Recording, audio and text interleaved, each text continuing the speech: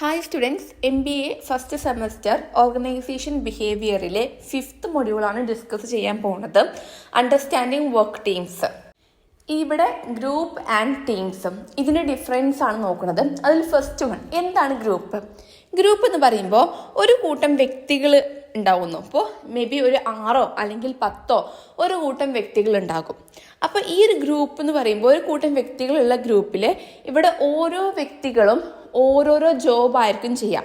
അതായത് ഇവിടെ ഒരു വ്യക്തി ചെയ്യണത് ഇൻഡിപെൻഡൻ്റ് ആയിട്ടുള്ള ജോലികളായിരിക്കും. ഗ്രൂപ്പ് എന്ന് പറയുമ്പോൾ 5-6 വ്യക്തികൾ ഉണ്ടാക്കും, പക്ഷേ അവിടെ ഓരോ വ്യക്തികൾക്കും ഓരോ ജോലി ആയിരിക്കും ഉണ്ടാവുക. അല്ലാതെ ഗ്രൂപ്പ് എന്ന് പറയുമ്പോൾ എല്ലാവരും ഒരു ജോലി ചെയ്യുക എന്നുള്ളതല്ല. അവിടെയുള്ള ഓരോ വ്യക്തികൾക്കും ഓരോരോ ജോലികളായിരിക്കും ചെയ്ത് തീർക്കാനുണ്ടാവുക. അപ്പോൾ അതിൻ്റെ കേസ് പറയാനുണ്ടെങ്കിൽ ഇൻഫോർമേഷൻ ഷെയറിങ്. അതായത് ഒരു ഗ്രൂപ്പിൻ്റെ പ്രധാന ലക്ഷ്യം എന്ന് പറയുന്നത് ഇൻഫോർമേഷൻ ഷെയർ ചെയ്യുക. ഇപ്പം മറ്റുള്ളവരുമായിട്ട് എന്ത് ചെയ്യുന്നു, കാര്യങ്ങൾ അങ്ങോട്ടും ഇങ്ങോട്ടും ഷെയർ ചെയ്യുക. ദെൻ കോർഡിനേഷൻ, അതായത് അവിടെയുള്ള എല്ലാ ജനങ്ങളുമായിട്ട് ആ ഒരു ഗ്രൂപ്പിലുള്ള എല്ലാ വ്യക്തികളുമായിട്ട് ഒരു കോർഡിനേഷൻ വെക്കുക. നെക്സ്റ്റ് ഒരു പോയിന്റ്, ഇൻഡിവിജ്വൽ അക്കൗണ്ടബിലിറ്റി.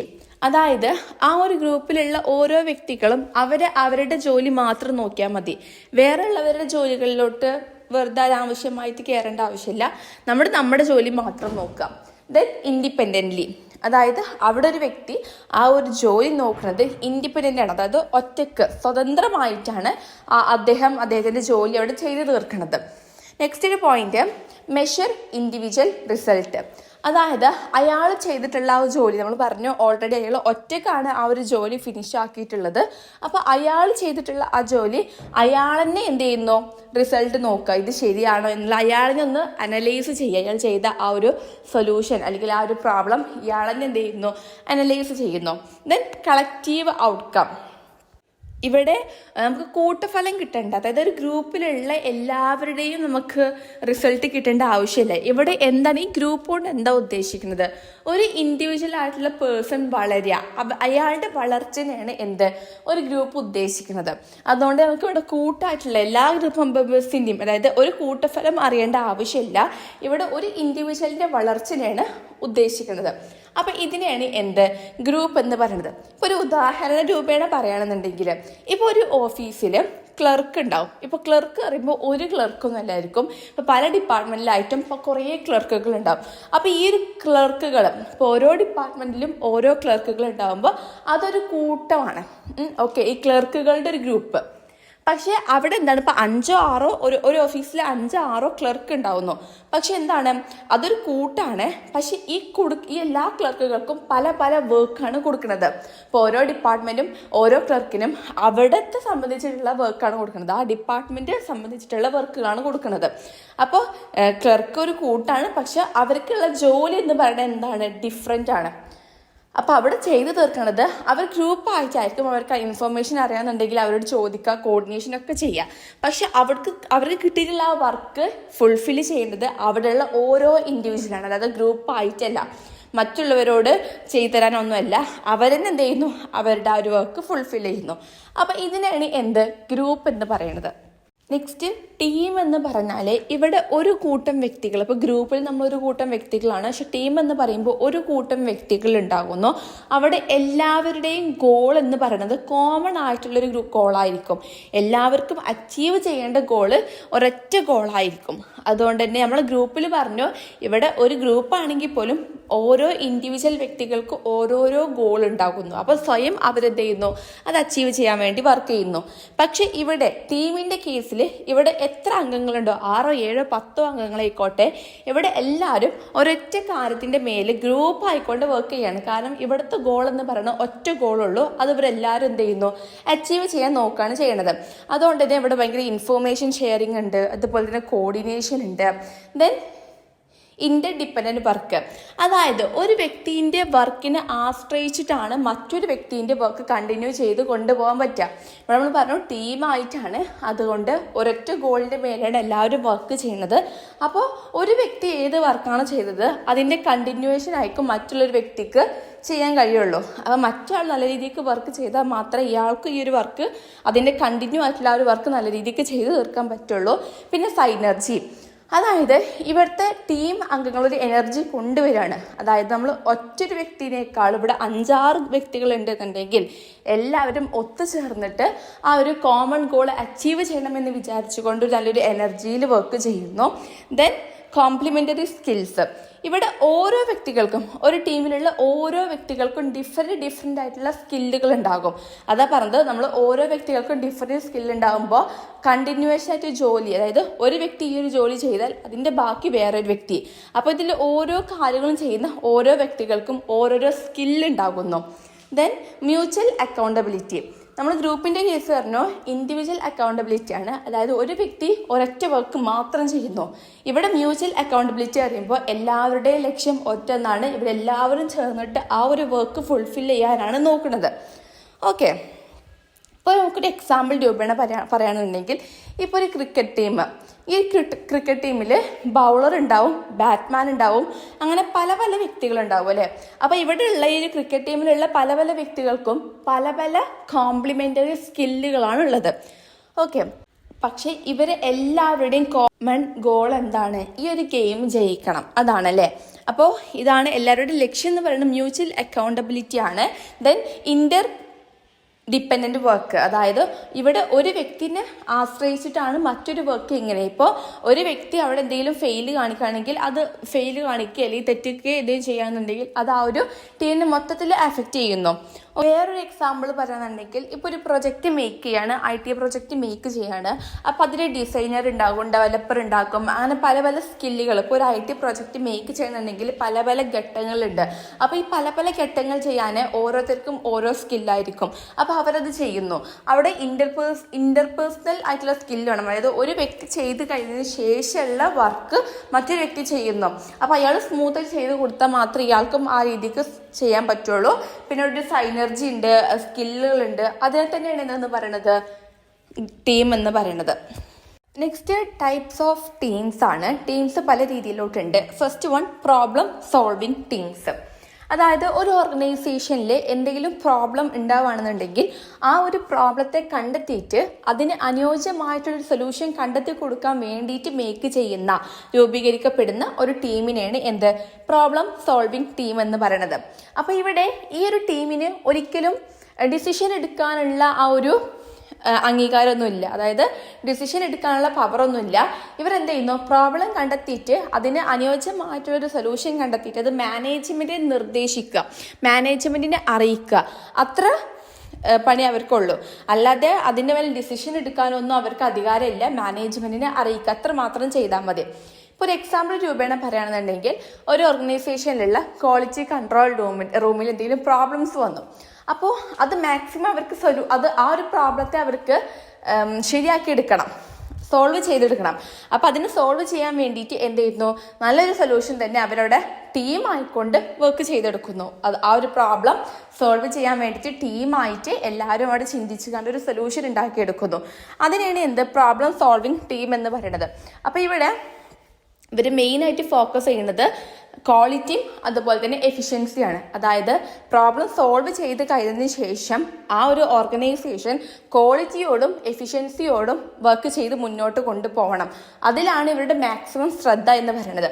അപ്പോൾ ഇതാണ് പ്രോബ്ലം സോൾവിങ് ടീം എന്ന് പറയുന്നത്. നെക്സ്റ്റ് സെൽഫ് മാനേജർ ടീമാണ്. നേരത്തെ നമ്മൾ പറഞ്ഞത് ഇവിടെ പ്രോബ്ലം സോൾവിങ് ചെയ്യുമ്പോൾ ആ ടീം അംഗങ്ങൾക്ക് ഒരു ഡിസിഷൻ എടുക്കാനുള്ള ഒരു പവറും ഇല്ല, മാനേജ്മെൻറ്റിന് നിർദ്ദേശങ്ങൾ കൊടുക്കാനുള്ള അധികാരം മാത്രമേ ഉള്ളൂ. പക്ഷേ സെൽഫ് മാനേജർ ഇതിൽ പറയുമ്പോൾ ഇവിടെ മാനേജ്മെൻറ്റ് ഒന്നും അങ്ങനെ പ്രത്യേകിച്ച് ഒന്നും ശ്രദ്ധിക്കില്ല ഇവരെ കാര്യങ്ങളിൽ. ഇവിടെ ഒരു കാര്യം ഡെവലപ്മെൻറ്റ് ചെയ്യണം എന്നുണ്ടെങ്കിൽ ഒരു ടീം ഉണ്ടാക്കിയിട്ട് ആ ടീമിലുള്ള അംഗങ്ങളാണ് എല്ലാ കാര്യത്തിലും ഇനീഷ്യേറ്റ് എടുക്കേണ്ടത്. അതായത് എന്ത് ചെയ്യുന്നു, ആ ഒരു ടീമിലുള്ള അംഗങ്ങൾക്ക് അവരുടെ ജോലികൾ ഡിവൈഡ് ചെയ്ത് കൊടുക്കുക. ഇന്ന ജോലി ഇന്ന സമയത്തിനുള്ളിൽ അത് ഫുൾഫിൽ ചെയ്യണമെന്ന് പറഞ്ഞു കൊടുക്കുക.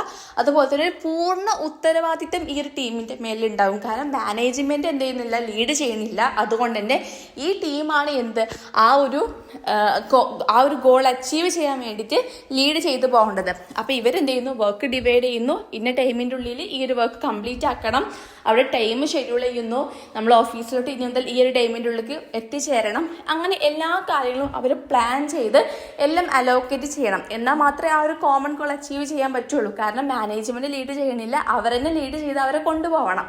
ഇപ്പോൾ ഒരു എക്സാമ്പിൾ രൂപേണ പറയുകയാണെന്നുണ്ടെങ്കിൽ, ഇപ്പോൾ ഒരു ഓർഗനൈസേഷനിൽ ഒരു IT ഡെവലപ്മെൻറ്റ്, അതായത് ഒരു അജൈൽ ഡെവലപ്മെൻറ്റ് റൂം ഉണ്ടാകുന്നു. അവിടെ നമുക്ക് സോഫ്റ്റ്വെയർ എന്ത് ചെയ്യണം, ഡെവലപ്മെൻറ്റ് ചെയ്തെടുക്കണം. അപ്പോൾ അവിടെ എന്ത് ചെയ്യും, നമ്മൾ ഓരോരുത്തർക്കും ഓരോ വർക്ക് ഡിവൈഡ് ചെയ്യുന്നു, ഇന്ന ടൈമിനുള്ളിൽ ഫുൾഫിൽ ചെയ്യണം എന്ന് പറയുന്നു.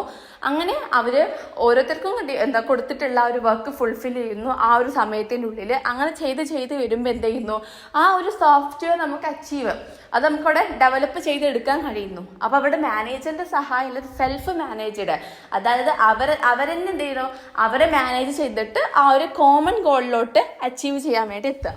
അപ്പോൾ ഇതാണ് സെൽഫ് മാനേജ്ഡ് ടീം എന്ന് പറയുന്നത്. നെക്സ്റ്റ് ഒരു ടീമാണ് ക്രോസ് ഫങ്ഷണൽ ടീം.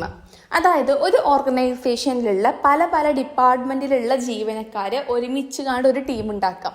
ഈ പല ഡിപ്പാർട്ട്മെൻറ്റ് എന്ന് പറയുമ്പോൾ ഇപ്പോൾ മാർക്കറ്റിംഗ് ഡിപ്പാർട്ട്മെൻ്റ് ആവാം, ഫിനാൻസിങ്, പ്രൊഡക്ഷന്, HRM, ഇങ്ങനെ പല ഡിപ്പാർട്ട്മെൻറ്റിലുള്ള ജീവനക്കാർ ചേർന്നിട്ട് ഒരു ടീം ആവാം. ഇതിനാണ് എന്ത് ക്രോസ് ഫങ്ഷണൽ ടീം എന്ന് പറയുന്നത്. ഇവിടെ എന്താണ്, ഇങ്ങനെ ഒരു ടീമായി കഴിഞ്ഞാൽ നമുക്ക് ഇൻഫോർമേഷൻസ് ഒക്കെ പെട്ടെന്ന് ഷെയർ ചെയ്യാൻ പറ്റുന്നു, അവിടുത്തെ ഒരു കോർഡിനേഷൻ ഉണ്ടാകുന്നു. അതുപോലെ തന്നെ പല ഡിപ്പാർട്ട്മെൻറ്റിലുള്ള ആളുകളാകുമ്പോൾ പല ചിന്താഗതികളായിരിക്കും. അപ്പോൾ അതൊക്കെ ഒരുമിച്ച് നിൽക്കുമ്പോൾ അവർക്കൊരു ഇന്നോവേഷൻ, അതായത് ഒരു ഇന്നോവേറ്റീവ് ആയിട്ടുള്ള ഐഡിയകളൊക്കെ ക്രിയേറ്റ് ചെയ്യാൻ പറ്റുന്നു. അതുപോലെ തന്നെ ഒരു കമ്പനിയിൽ ഡിപ്പാർട്ട്മെൻറ്റുകൾ തമ്മിലുള്ള ആ ഒരു സഹകരണം വർദ്ധിക്കുന്നു. കാരണം ഡിപ്പാർട്ട്മെൻറ്റിലുള്ള ജീവനക്കാർ ഗ്രൂപ്പായി മാറുമ്പോൾ അവർ തമ്മിൽ അവിടെ ഒരു കോപ്പറേഷൻ കൂടുകയാണ്, ഒരു സഹകരണം, കോർഡിനേഷൻ കൂടുന്നു. ഓക്കെ, ഒരു എക്സാമ്പിൾ രൂപേണ പറയാന്നുണ്ടെങ്കിൽ, ഇപ്പോൾ ഒരു പ്രൊഡക്റ്റ് നമ്മൾ ഉൽപ്പാദിപ്പിച്ചു, ആ ഒരു പ്രൊഡക്റ്റ് നമുക്ക് മാർക്കറ്റിലോട്ട് ഇറക്കണമെന്നുണ്ടെങ്കിൽ അവിടെ സ്വാഭാവികമായിട്ടും എന്ത് ചെയ്യുന്നു, ഈ ഒരു ഓർഗനൈസേഷനിലുള്ള പല ഡിപ്പാർട്ട്മെൻറ്റുകളും ഒരു ടീമായിട്ട് അതിനെ എങ്ങനെ മാർക്കറ്റിലോട്ട് ഇറക്കാൻ വേണ്ടി ചിന്തിക്കുന്ന, എങ്ങനെ അവരെ മാർക്കറ്റിലോട്ട്, ഈ ഒരു പ്രൊഡക്റ്റിനെ എങ്ങനെ മാർക്കറ്റിലോട്ട് ഇറക്കണം എന്നതിന് വേണ്ടി ചിന്തിക്കാൻ വേണ്ടി ക്രിയേറ്റ് ചെയ്യുന്ന ഒരു ടീമാണ് എന്ത് ക്രോസ് ഫങ്ഷണൽ ടീം എന്ന് പറയുന്നത്. Next one virtual team. അതായത് ഇവിടെ പല രാജ്യങ്ങളിലുള്ള വ്യക്തികളായിരിക്കും വർക്ക് ചെയ്യുന്നുണ്ടാവുക. അതായത് ഇവർക്ക് എന്താണ്, പല രാജ്യങ്ങളിലുള്ള വ്യക്തികളായിരിക്കും. അതുകൊണ്ട് ഒരു സ്ഥലത്ത് ഇരുന്നു കൊണ്ട് ആ ഒരു ടീം വർക്ക് ചെയ്യാൻ പറ്റാത്തത് കാരണം ഇൻ്റർനെറ്റ്, വീഡിയോ കോള്, അങ്ങനെ മറ്റുള്ള ഈ ഓൺലൈൻ പ്ലാറ്റ്ഫോമുകൾ, ഇമെയിൽസ്, ഇങ്ങനെ ഓരോ പ്ലാറ്റ്ഫോമുകൾ യൂസ് ചെയ്തുകൊണ്ടൊരു ടീം വർക്ക് ചെയ്യാം. അതിനാണ് വിർച്വൽ ടീം എന്ന് പറയുന്നത്. അപ്പോൾ ഇവിടെ എന്താണ്, എപ്പോഴും ഫ്ലെക്സിബിലിറ്റി, അതായത് അവരുടെ ടൈമിൻ്റെ കേസിലാണെങ്കിലും അതുപോലെ തന്നെ വർക്ക് പ്ലേസിൻ്റെ കേസിലാണെങ്കിലും ഒക്കെ എപ്പോഴും ചേഞ്ച് ആയിരിക്കും. കാരണം പല രാജ്യങ്ങളിലും പല ടൈമായിരിക്കും. അപ്പോൾ ടൈം ഫ്ലെക്സിബിലിറ്റി ഉണ്ടാകുന്നു. പിന്നെ ഇത്തരം ടീം ചെയ്യാൻ വേണ്ടിയിട്ട് കുറേ ചലഞ്ചസ് അവർ ഫേസ് ചെയ്യും. കാരണം ഇൻ്റർനെറ്റിൻ്റെ ഇഷ്യൂ കാരണം, അവിടുത്തെ ഓരോ രാജ്യങ്ങളിലെയും ടൈമിൻ്റെ ഡിഫറൻസ് കാരണം ഒക്കെ ഭയങ്കര ഡിഫറൻസ്, ചലഞ്ചിങ് ആയിട്ടുള്ള ഒരു വർക്കിംഗ് സ്റ്റെബിലിറ്റി ആയിരിക്കും ഉണ്ടാവുക. അപ്പോൾ ഇങ്ങനെ എന്ത് ചെയ്യുന്നു, ഒരു കോമൺ ഗോൾ അച്ചീവ് ചെയ്യാൻ വേണ്ടിയിട്ട് പല രാജ്യങ്ങളിൽ നിന്നുള്ള ജനങ്ങൾ എന്ത് ചെയ്യുന്നു, ഇൻ്റർനെറ്റ്, ഓൺലൈൻ പ്ലാറ്റ്ഫോം വഴി യൂസ് ചെയ്തുകൊണ്ട് ഒരു ടീം ഉണ്ടാക്കുന്നതിനാണ് വിർച്വൽ ടീം എന്ന് പറയുന്നത്. ഒരു എക്സാമ്പിൾ പറയാന്നുണ്ടെങ്കിൽ, ഇപ്പോൾ പല രാജ്യങ്ങളിൽ കുറേ വർക്കേഴ്സ് ഉണ്ടാക്കുന്നു, അവർക്കൊരു കോമൺ ഗോള് അച്ചീവ് ചെയ്യണം. അതിന് വേണ്ടിയിട്ട് ഇന്നൊരു ഓൺലൈൻ പ്ലാറ്റ്ഫോം, ഒരു ഗ്രൂപ്പ് ഉണ്ടാകുന്നു, അതിലിവർ ജോയിൻ ചെയ്യാണ്. എന്നിട്ട് അവർക്ക് ചെയ്ത് തീർക്കേണ്ട കാര്യങ്ങൾ ഓൺലൈൻ ആയിക്കൊണ്ട് അവർ ഓരോ കാര്യങ്ങളും ചെയ്ത് തീർക്കുക, ആ ഒരു കോമൺ ഗോൾ അച്ചീവ് ചെയ്യാൻ. അപ്പോൾ ഇവിടെ എന്താണ്, ഓരോരുത്തർക്കുള്ള ജോലികളൊക്കെ ഈ ഓൺലൈനായിട്ടായിരിക്കും അസർട്ടൈൻ ചെയ്യണതും റിസൾട്ട് ചെക്കൊക്കെ ഓൺലൈൻ വഴിയായിരിക്കും. അപ്പോൾ ഇതാണ് virtual team. Next project team. അതായത് ഇവിടെ ഒരു പ്രത്യേകമായിട്ടുള്ള ഒരു പ്രൊജക്റ്റ് കംപ്ലീറ്റ് ചെയ്യാൻ വേണ്ടിയിട്ട് താൽക്കാലികമായിട്ട് ടെമ്പററി ആയിട്ട് രൂപീകരിക്കപ്പെടുന്ന ഒരു ടീമിനെയാണ് എന്തെന്ന് പറയുന്നത്, പ്രൊജക്റ്റ് ടീം എന്ന് പറയുന്നത്. അപ്പോൾ ഇതിൻ്റെ സവിശേഷത എന്ന് പറയുമ്പോൾ, ഒരു ഇന്ന കാലയളവ് വരെ ആയിരിക്കും ഈ ഒരു ടീം ഉണ്ടാകുക. ഈ ഒരു ഗോൾ അച്ചീവ് ചെയ്ത് കഴിയുകയാണെന്നുണ്ടെങ്കിൽ പിന്നെ ആ ഒരു ടീം അവിടെ ഉണ്ടാവില്ല, ആ ഒരു ടീം ടെർമിനേറ്റ് ആവും, അത് പിരിഞ്ഞു പോകും.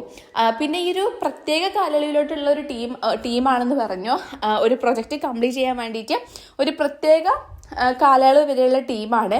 അപ്പോൾ ഇവിടെ എന്താണ്, ആ ഒരു പ്രൊജക്റ്റ് കംപ്ലീറ്റ് ചെയ്യാൻ വേണ്ടിയിട്ട് കൂടുതൽ അവർ എഫേർട്ട് ഇടണം, പെട്ടെന്ന് കംപ്ലീറ്റ് ചെയ്ത് തീർക്കുക എന്നുള്ളതാണ് അവരുടെ ലക്ഷ്യം. ഓക്കെ, ഒരു എക്സാമ്പിൾ പറയാനുണ്ടെങ്കിൽ, ഇപ്പോൾ ഒരു ബിൽഡിംഗ് ഉണ്ടാക്കണം. ആ ഒരു ബിൽഡിംഗ് ഉണ്ടാക്കാൻ വേണ്ടിയിട്ട് മാത്രം എന്ത് ചെയ്യുന്നു, ഒരു ടീമിനെ കൺസ്ട്രക്റ്റ് ചെയ്യുന്നു. ആ ഒരു ബിൽഡിംഗ് ഉണ്ടായി കഴിഞ്ഞാൽ പിന്നെ ആ ടീം അവിടെ ഇല്ല, ആ ടീമിലെ അംഗങ്ങൾ പിരിഞ്ഞു പോകുന്നു. അഡീഷണൽ ആയിട്ട് രണ്ടെണ്ണം കൂടി വരുന്നുണ്ട്, ഫങ്ഷണൽ ടീം. അതായത് ഒരു ഓർഗനൈസേഷനിൽ ഇപ്പോൾ സ്ഥിരമായിട്ട് ഒരു ടീം തന്നെ ആയിരിക്കും അവിടെ ആ ഒരു ടീം ഒരു ഗോൾ അച്ചീവ് ചെയ്യാൻ വേണ്ടിയിട്ട് ഉണ്ടാവുക. ഇപ്പോൾ അതിൻ്റെ എക്സാമ്പിൾ ഹ്യൂമൻ റിസോഴ്സ് മാനേജ്മെൻറ്റ്. ഇവർക്ക് ദീർഘകാലം ജോലികളായിരിക്കും. ആ ഒരു ഡിപ്പാർട്ട്മെൻറ്റിലുള്ള എല്ലാവർക്കും ഒരേ കഴിവുകളായിരിക്കും, ആ ഒരു ടീമിലുള്ള എല്ലാവർക്കും സെയിം കഴിവായിരിക്കും. ഇത് എന്നും ദീർഘകാലം ഈ ഒരു ടീം തന്നെ ആയിരിക്കും. ഓക്കെ, ദ നെക്സ്റ്റ് വൺ എന്ന് പറയുന്നത് ടാസ്ക് ഫോഴ്സ് ആണ്. ഇവിടെ ഒരു പ്രത്യേക പ്രശ്നം പരിഹരിക്കാൻ വേണ്ടിയിട്ട് പെട്ടെന്ന് ഉണ്ടാകുന്ന ടീം, അത് ഈ ഒരു പ്രോബ്ലം സോൾവ് ചെയ്ത് കഴിഞ്ഞാൽ പിന്നെ ആ ഒരു ടീം അവിടെ ഇല്ല, അത് ടെർമിനേറ്റ് ആയി പിരിയുന്നു. നമ്മൾ നേരത്തെ പറഞ്ഞ പ്രൊജക്റ്റ് ടീം പോലെ തന്നെയാണ്. അതായത് ഒരു പ്രത്യേക സാഹചര്യത്തിൽ പെട്ടെന്ന് ഉണ്ടാക്കുന്ന ഒരു ടീമാണ്. അതിൻ്റെ ആവശ്യം കഴിഞ്ഞാൽ അവിടെ നമ്മൾ എന്ത് ചെയ്യുന്നു, ആ ഒരു ടീം അവിടെ ടെർമിനേറ്റ് ചെയ്യുന്നു. അപ്പോൾ ഈ ഒരു 7 ടൈപ്സ് ഓഫ് ടീംസ്, ടീമിൻ്റെ 7 തരങ്ങളാണ് ഉള്ളത്. നെക്സ്റ്റ് ടോപ്പിക്കാണ് how to create effective team. അതായത് ഒരു എഫക്റ്റീവ് ആയിട്ടുള്ള ടീം നമുക്ക് എങ്ങനെ ഉണ്ടാക്കാം എന്നാണ്. അപ്പോൾ അത് 3 രീതിക്കാണ്. അതിൽ ഫസ്റ്റ് വൺ കോണ്ടെക്സ്റ്റ്, അതായത് സാഹചര്യത്തിൻ്റെ എലമെൻറ്റ്സ്, ഘടകങ്ങൾ അനുസരിച്ചിട്ടാണ്. അതിൽ ഫസ്റ്റ് വൺ അഡിക്വേറ്റ് റിസോഴ്സസ്. നമുക്ക് ഒരു ടീം അതിൻ്റെ ഗോൾ അച്ചീവ് ചെയ്തെടുക്കണം എന്നുണ്ടെങ്കിൽ അതിന് ആവശ്യമായിട്ടുള്ള റിസോഴ്സസ് നമുക്കവിടെ കിട്ടിയിരിക്കണം. ഇപ്പോൾ ഉപകരണങ്ങൾ, അതുപോലെ തന്നെ ലാബേഴ്സ്, അതിൻ്റെ സമയം, അതിൻ്റെ ഇൻഫോർമേഷൻസ്, നമ്മളെ എങ്ങനെ ചെയ്യണം എന്ന് ലീഡ് ചെയ്യിപ്പിക്കുന്ന കുറേ കാര്യങ്ങൾ, ഇതൊക്കെ കിട്ടിയാൽ മാത്രമേ ആ ഒരു ഗോൾ നമുക്ക് പെട്ടെന്ന് അച്ചീവ് ചെയ്യാൻ പറ്റുള്ളൂ. ഇനി ഇത്തരം ഒരു ഇൻഫോർമേഷൻസ് ഒന്നും കിട്ടണില്ല എന്നുണ്ടെങ്കിൽ സ്വാഭാവികമായിട്ടും നമുക്ക് ഫ്രസ്ട്രേഷൻ വരുന്നു. കാരണം എങ്ങനെ ചെയ്യണം എന്നുള്ള ആ ഒരു അറിവില്ലാത്തത് കാരണം നമുക്കവിടെ ദേഷ്യം വരുന്നു, അതുപോലെ തന്നെ നമ്മൾ ഡിസ്മോട്ടിവേറ്റ് ചെയ്യുന്നു ഒക്കെ ചെയ്യുന്നുണ്ട്. ഒരു ഉദാഹരണം പറയുകയാണെന്നുണ്ടെങ്കിൽ, ഇപ്പോൾ ഒരു IT കമ്പനിയിൽ ഒരു ഗോള്, ഇപ്പോൾ ഒരു പ്രൊജക്റ്റ് ചെയ്യാനുള്ള സോഫ്റ്റ്വെയർ ഇല്ല എന്നുണ്ടെങ്കിൽ സ്വാഭാവികമായിട്ടും അവിടെ ഒരു ഉപകരണം ഇല്ല, അഡിക്വേറ്റായിട്ടുള്ള ഒരു റിസോഴ്സസ് ഇല്ല എന്നുണ്ടെങ്കിൽ ആ ഒരു പ്രൊജക്റ്റ് അച്ചീവ്, അതിൻ്റെ ഗോൾ അച്ചീവ് ചെയ്യാൻ വേണ്ടിയിട്ട് ടൈം നമുക്ക് ലാഗ് ആവും. അപ്പോൾ എന്താണ്, ഒരു അഡിക്വേറ്റ് ആയിട്ടുള്ള റിസോഴ്സസുകളൊക്കെ വേണം. രണ്ടാമത് ലീഡർഷിപ്പ് ആൻഡ് സ്ട്രക്ചർ. അതായത് ഒരു ടീമിനെ നയിക്കാനുള്ളൊരു ലീഡർഷിപ്പ്, ഒരു ലീഡർ ഉണ്ട് എന്നുണ്ടെങ്കിൽ ഈ ലീഡർ എന്ത് ചെയ്യുന്നു, ആ ഒരു എംപ്ലോയീസിന് വേണ്ടത്ര ഇൻഫോർമേഷൻസ് കൊടുക്കുന്നു, അവരെ ലീഡ് ചെയ്ത് കൊണ്ടുപോകുന്നു. ഈ ലീഡർഷിപ്പിൻ്റെ റെസ്പോൺസിബിലിറ്റീസ് ഒക്കെ മനസ്സിലാക്കിയിട്ട് എന്തൊക്കെ ചെയ്യണം, എന്തൊക്കെ ചെയ്യണ്ട, എങ്ങനെയൊക്കെ ചെയ്യണം, ആർക്കൊക്കെ വർക്ക് ഡിവൈഡ് ചെയ്ത് കൊടുക്കണം എന്നുള്ള കാര്യങ്ങളൊക്കെ ലീഡറിന് അറിയുന്നു. അങ്ങനെ ഒരു ലീഡർ ഉണ്ടെന്നുണ്ടെങ്കിൽ അവരെ നല്ലൊരു രീതിയിലോട്ട് നയിച്ചു കൊണ്ടുപോകും. സ്ട്രക്ചർ എന്ന് പറയുമ്പോൾ ഒരു ടീമിന് സ്ട്രക്ചർ ഉണ്ടാകും. ആ സ്ട്രക്ചർ മുഖാന്തരമായിരിക്കും ആ ഒരു ലീഡർ അവരെ നയിച്ചു കൊണ്ടുപോവുക. അങ്ങനെയാണെന്നുണ്ടെങ്കിൽ ഇപ്പോൾ ഒരു എംപ്ലോയീസിനെ ബാക്കിൽ നിന്ന് മാനേജ് ചെയ്യാൻ ഒരു വ്യക്തി ഉണ്ടെന്നുണ്ടെങ്കിൽ സ്വാഭാവികമായിട്ടും ആ ഒരു വർക്ക് സ്മൂത്തായിട്ട് ഓൺ ടൈമിൽ എന്ത് ചെയ്യുന്നു, ആ ഒരു ഗോൾ അച്ചീവ് ചെയ്യാൻ പറ്റും. Next climate of trust. ഒരു ഓർഗനൈസേഷനിലുള്ള ടീമിലുള്ള അംഗങ്ങൾ തമ്മിൽ പരസ്പരം ഒരു വിശ്വാസം ഉണ്ടാവുക. ഓക്കെ, ഇപ്പോൾ ഒരു ഓപ്പൺ കമ്മ്യൂണിക്കേഷൻ, തുറന്നടിച്ചുള്ള കാര്യങ്ങൾ പറയുക, അതുപോലെ തന്നെ മറ്റൊരാൾ പറയുന്ന കാര്യങ്ങൾ ഇയാൾ സ്വീകരിക്കാൻ റെഡിയാവുക, അതുപോലെ തന്നെ ഇയാൾ പറയുന്ന കാര്യം മറ്റൊരാളത് അംഗീകരിക്കാൻ റെഡിയാവുക. ഇങ്ങനെയൊക്കെ ഉണ്ടെന്നുണ്ടെങ്കിൽ അവിടെ എന്ത് ചെയ്യുന്നു, ഒരു കമ്മ്യൂണിക്കേഷൻ വർദ്ധിപ്പിക്കുന്നു, അവർ തമ്മിലുള്ള ആ ഒരു ട്രസ്റ്റ് ഉണ്ടായെടുക്കുന്നു. ഒരു എക്സാമ്പിൾ പറയുന്നുണ്ടെങ്കിൽ, ഇപ്പോൾ ഒരു ടീമിൽ നമ്മൾ പറഞ്ഞു ഓപ്പൺ കമ്മ്യൂണിക്കേഷൻ ചെയ്യുന്നു. അങ്ങനെ വ്യക്തികൾ തമ്മിൽ പരസ്പരം കമ്മ്യൂണിക്കേഷൻ ചെയ്യുന്ന സമയത്ത് എല്ലാവരുടെ കമ്മ്യൂണിക്കേഷനും എല്ലാവരും കേൾക്കാൻ റെഡിയാണ് എന്നുണ്ടെങ്കിൽ സ്വാഭാവികമായിട്ടും എന്ത് ചെയ്യുന്നു, അവിടെ നല്ലൊരു ടീം മേക്ക് ചെയ്ത് കൊണ്ടുപോകുന്നുണ്ട്. നെക്സ്റ്റ് പോയിന്റ് എന്ന് പറയുന്നത് പെർഫോമൻസ് ഇവാലുവേഷൻ ആൻഡ് റിവേർഡ്സ്. അങ്ങനെ ഓരോ ടീമിൻ്റെയും പെർഫോമൻസ് ഇടയ്ക്കിടയ്ക്ക് ചെക്ക് ചെയ്യുക. അതിൽ നല്ല രീതിയിലോട്ട് ഗോൾസ് അച്ചീവ് ചെയ്യുന്ന ടീമുകളെ നമ്മൾ എപ്പോഴും നമ്മൾ പ്രോത്സാഹിപ്പിക്കുക. ഇപ്പോൾ റിവാർഡ്സ് കൊടുത്തുകൊണ്ട്, മോട്ടിവേഷൻ കൊടുത്തുകൊണ്ട്, ബോണസ് കൊടുത്തുകൊണ്ടൊക്കെ നമ്മൾ എന്ത് ചെയ്യുന്നു, അവർ നല്ലോണം മോട്ടിവേഷൻ ചെയ്യുക. അങ്ങനെ മോട്ടിവേഷൻ ആണ് എന്നുണ്ടെങ്കിൽ സ്വാഭാവികമായിട്ടും അവർക്ക് ആ ഒരു വർക്ക് വീണ്ടും വീണ്ടും ചെയ്യാനുള്ളതും പെട്ടെന്ന് ആ ഒരു വർക്ക് ചെയ്ത് തീർക്കാനുള്ള ഒരു ഇൻട്രസ്റ്റ് കൂടി വരും. ഇവരത് കാരണം മറ്റുള്ള ടീമുകൾക്കും അത് ഒരു മോട്ടിവേഷൻ ആവാണ്. കാരണം ഇവരെന്ത് ചെയ്യുന്നു, ഗോൾ അച്ചീവ് ചെയ്യുന്ന സമയത്ത് ഇവർക്ക് ബോണസും റിവാർഡ്സൊക്കെ കിട്ടുമ്പോൾ മറ്റുള്ള ടീമുകൾക്കും കിട്ടണമെന്ന് വിചാരിച്ചുകൊണ്ട് അവരും കൂടുതൽ വർക്ക് ചെയ്യാൻ വേണ്ടി തുടങ്ങും. അപ്പോൾ ഇതൊക്കെയാണ് ഒരു എഫക്റ്റീവ് ആയിട്ടുള്ള ടീം ക്രിയേറ്റ് ചെയ്യണം എന്നുണ്ടെങ്കിൽ സാഹചര്യങ്ങളുടെ ബേസിലുള്ള എലമെൻസുകൾ. നെക്സ്റ്റ് കോമ്പോസിഷൻ, അതായത് ഘടനകൾ ബേസ് ചെയ്ത് കണ്ടുള്ള ഇങ്ങനൊരു എഫക്റ്റീവ് ആയിട്ടുള്ള ടീമാകുന്നു.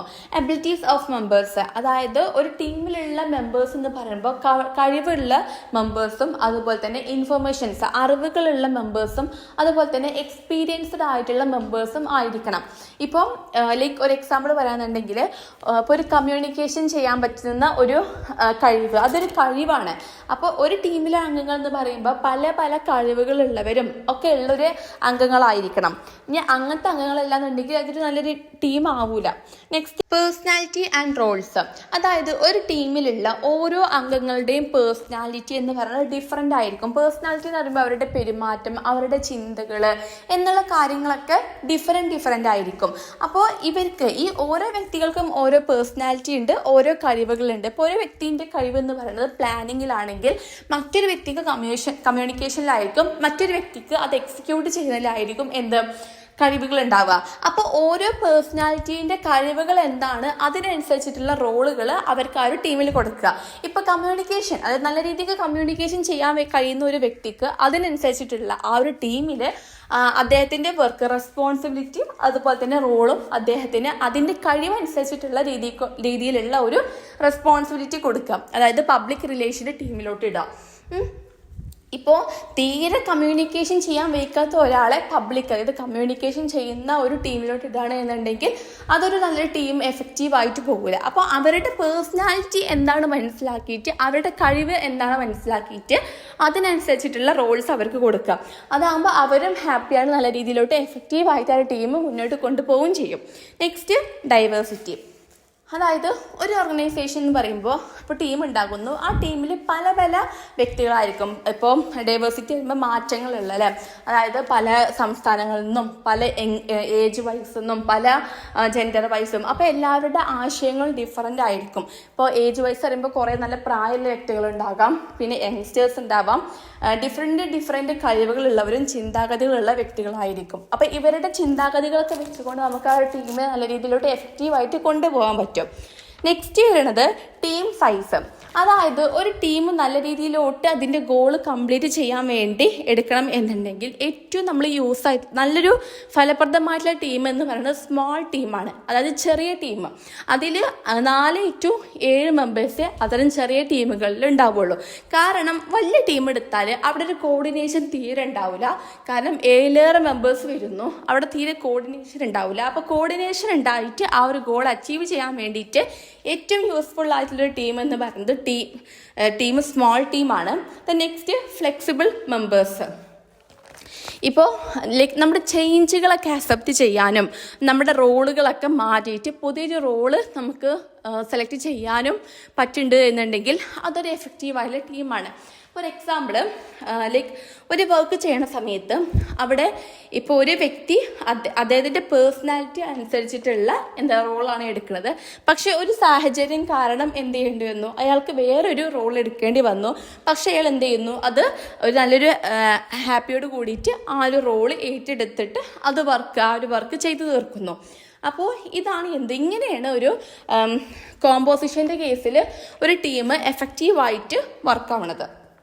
നെക്സ്റ്റ് പ്രോസസ്സിൻ്റെ കേസിലാണ് കോമൺ പർപ്പസ്, അതായത് ഒരു പൊതുവായിട്ടുള്ളൊരു ലക്ഷ്യം ഉണ്ടാകും. ആ ഒരു ലക്ഷ്യത്തിൻ്റെ ബേസിലാണ് ഒരു ടീമിനെ ഫോം ചെയ്യണത്. ഫോർ എക്സാമ്പിൾ, ഇപ്പോൾ ഈ ഒരു മാസം ആകുമ്പോഴത്തേക്കും ഈ ഒരു സെയിൽസിൻ്റെ പെർസെൻറ്റേജ് ഇത്ര വർദ്ധിപ്പിക്കണം എന്ന് പറഞ്ഞുകൊണ്ട് എന്ത് ചെയ്യുന്നു, ഒരു ടീമിനെ ഫോം ചെയ്തിട്ട് അവരതിനനുസരിച്ചിട്ടുള്ള ആ ഒരു പെർസെൻറ്റേജ് കൂടാൻ വേണ്ടിയിട്ടുള്ള കാര്യങ്ങളോട് ചെയ്തു തീർക്കുന്നു. ദെൻ സ്പെസിഫിക് ഗോൾസ്, അതായത് എന്ത് ഗോളാണ് അച്ചീവ് ചെയ്യേണ്ടത് എന്നുള്ളൊരു സ്പെസിഫിക് ആയിട്ടുള്ള ഗോൾ അവിടെ ഓൾറെഡി ഉണ്ടാകും. ഒരു സ്പെസിഫിക് ആയിട്ടുള്ള ഗോൾ ഉണ്ടെങ്കിൽ അത് എങ്ങനെ ചെയ്യണം എന്നുള്ള കാര്യങ്ങളൊക്കെ അവർക്ക് അതിനെക്കുറിച്ച് പഠിക്കാനും ഇൻഫർമേഷൻസ് ഒക്കെ ഉണ്ടെങ്കിൽ മാത്രമേ അത് സ്പെസിഫിക്കലായിട്ട് അച്ചീവ് ചെയ്യാനും പറ്റുള്ളൂ. ദെൻ ടീം എഫിഷ്യൻസി, അതായത് ഒരു ടീം എന്ത് ചെയ്യുന്നു, എഫക്റ്റീവായിട്ട് വർക്ക് ചെയ്യുമ്പോഴാണ് ആ ഒരു ഗോൾ അച്ചീവ് ചെയ്യാം. ഇപ്പോൾ അവരെന്ത് ചെയ്യുന്നു, ടീം ഇപ്പോൾ മുന്നേ ഒരു എക്സാമ്പിൾ രൂപേണ പറയുന്നുണ്ടെങ്കിൽ മുന്നത്തെ ടീം ഈ ഒരു ടീം മുൻ പ്രാവശ്യം എന്ത് ചെയ്തു, നല്ല അച്ചീവോട് കൂടിയിട്ട് ഒരു ഗോൾ അച്ചീവ് ചെയ്തു, അതിൻ്റെ പേരിൽ അവർക്ക് റിവാർഡും ഒക്കെ കിട്ടി. അപ്പോൾ അത് അറിഞ്ഞുകൊണ്ട് വീണ്ടും ഇവർക്ക് ഇത്തരം കുറച്ചുകൂടി കോംപ്ലിക്കേറ്റഡ് ആയിട്ടുള്ള ഗോൾസ് കൊടുക്കുമ്പോൾ ഇവരെന്ത് ചെയ്യുന്നു, ആ ഒരു ടീം എഫിഷ്യൻസിയോട് കൂടിയിട്ട് ആ ഒരു ടീമിൻ്റെ ഗോളിൽ അച്ചീവ് ചെയ്യിപ്പിക്കുന്നു. Then conflict management. ഇപ്പോൾ ടീമിൽ ഇപ്പോൾ ആശയവിനിമയങ്ങളും അങ്ങനത്തെ ഓരോ കാര്യങ്ങൾ ഉണ്ടാകുന്നു. ഇവരെന്ത് ചെയ്യുന്നു, അതൊക്കെ മാനേജ് ചെയ്യും. ഒരു മീറ്റിംഗ് കാണുന്ന സമയത്ത് ഓപ്പൺ കമ്മ്യൂണിക്കേഷൻ ചെയ്തുകൊണ്ടൊക്കെ എന്ത് ചെയ്യുന്നു, ഇവരുടെ കോൺഫ്ലിക്റ്റുകളൊക്കെ മാനേജ് ചെയ്ത് കൊണ്ടുപോകും. Then accountability. ഇവിടെ ഓരോ വ്യക്തികളും അവർ ചെയ്യുന്ന കാര്യത്തിന് ചുമതലക്കാരായിരിക്കണം. ഇപ്പോൾ അവരൊരു വർക്ക് ചെയ്ത് കഴിഞ്ഞാൽ അതിൻ്റെ പേരിലുള്ള എന്ത് കാര്യങ്ങളിലും ഉത്തരവാദിത്തമുള്ള ആളുകളാണ്. അപ്പോൾ ഇതൊക്കെയാണ് എങ്ങനെയാണ് ഒരു എഫക്റ്റീവായിട്ടുള്ള ടീമിനെ ക്രിയേറ്റ് ചെയ്യുക. ഈ 3 രീതികളിലാണ് വരുന്നത്. അപ്പോൾ ഇതോടുകൂടി നമ്മുടെ ഈ ഒരു പാർട്ടിലെ പോർഷൻസ് കഴിഞ്ഞു. ഈ നെക്സ്റ്റ് പാർട്ടിൽ കുറച്ചും കൂടി കണ്ടന്റ് നമുക്ക് എടുക്കാനുണ്ട്. അപ്പോൾ ഇഷ്ടപ്പെട്ടാൽ ലൈക്ക് ചെയ്യുക, സബ്സ്ക്രൈബ് ചെയ്യുക.